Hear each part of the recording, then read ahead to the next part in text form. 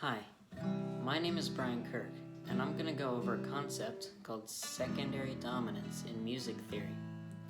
Secondary dominants are a great way to spice up basic chord progressions and give them a little more flair. The first thing you need to know is what a dominant is.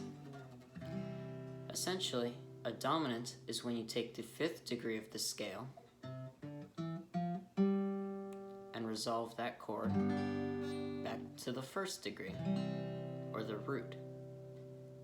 Now that sounds nice, but it could use a little something extra. So we'll take the seventh degree of the fifth chord and add that note into our chord and resolve that back to the root. Now that sounds good because inside our dominant seventh chord is an interval called a tritone.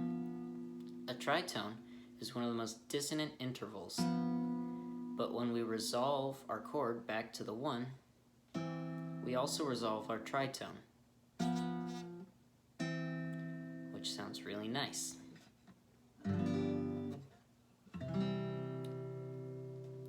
Now, what's a secondary dominant?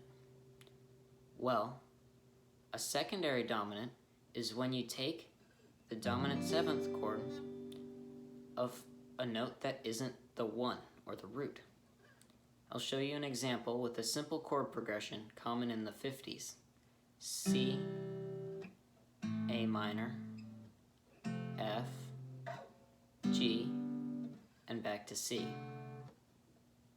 Sorry. Now, let's try taking the secondary dominant of our second chord, which is A. The fifth of A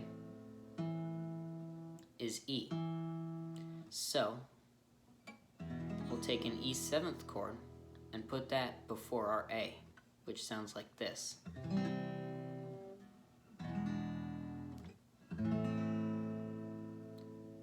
But we don't have to do it just with the A. We can keep going.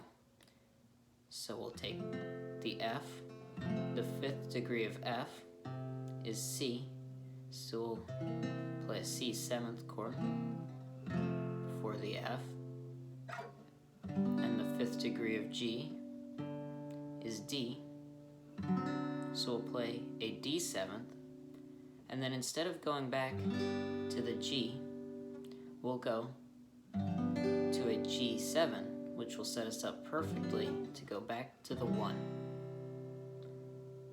I'll play it now without talking so you can hear what I'm saying.